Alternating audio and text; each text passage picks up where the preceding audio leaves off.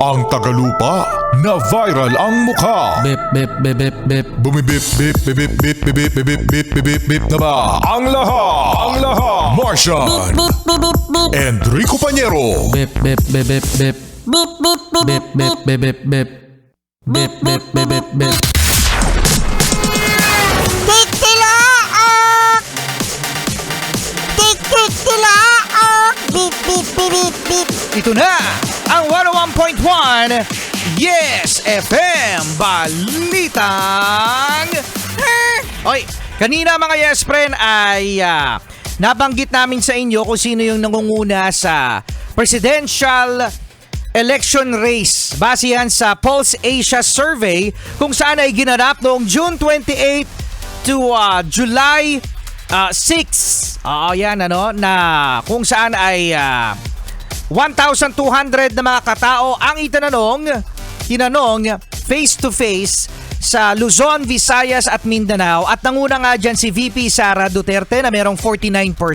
Sinundan ni dating Vice President Leni Robredo with 26% at si Raffy Tulfo, si Senador Raffy Tulfo na nakakuha ng 14%. Ayun yung top 3 na sinundan ni Secretary Vince Dizon na merong 1. Okay, ang nakakapagtaka lang dito ay hindi nakapasok ang gustong tumakbo, posibleng tumakbo sa Senadora Risa Ontiveros.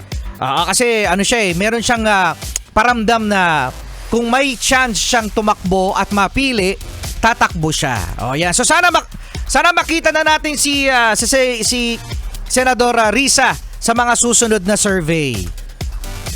Sana. Sana. Kasi ayun. Okay, so eto. Vice President naman tayo. Vice President, mga nanguna sa survey na ginawa ng Pulse Asia. Nangunguna mga Yes Friends sa pagka-Vice Presidente kung ngayon gagawin ng eleksyon ay si Bongo. With 27%. So si Bongo, 27%. What if mga Yes Friend manalo si VP Sara bilang presidente? Ang vice president niya, si Bongo! Lagot! Lagot ang mga kalaban! Lagot yung mga kalaban. Kasi alam nyo mga Yes Friend, ito yung isa sa mga pinakamagulong politika sa istorya ng Pilipinas.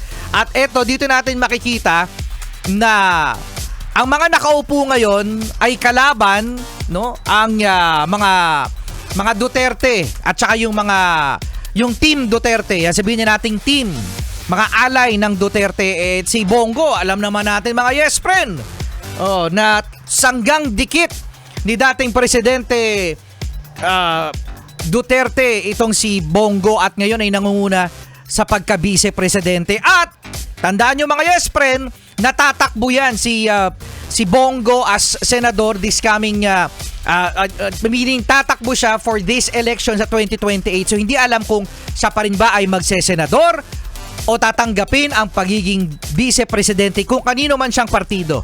Susunod naman si Robin Padilla. Oy, kalaban pa rin! Robin Padilla nakakuha ng 21%. Kung gaganapin ang eleksyon ngayon, pumapangalawa si Robin Padilla sa pagka-vice-presidente at susundan naman ni Bam Aquino. Okay, si Bam Aquino na nakakuha ng 14% at si dating Senadora Grace Poe. Akalain mo lumalabas pa si dating Senador Grace Poe.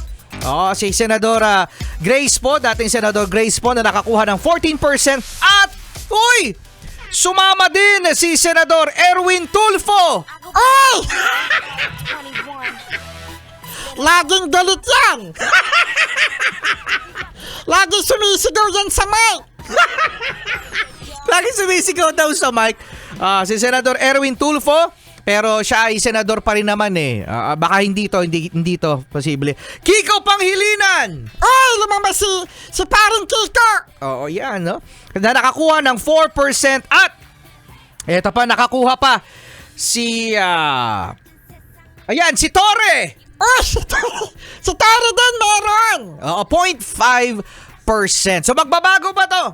Magbabago pa to mga yes friend kasi ito ay gabay lamang sa mga gustong kumandidato at gusto pang palakasin ang makinarya para sa 2028 election. So good luck sa mga boboto mga yes friend. Hindi wag na natin good luck sa mga kakandidato, good luck sa pagboto natin na sana ay tama para maging maayos ang Pilipinas. Correct!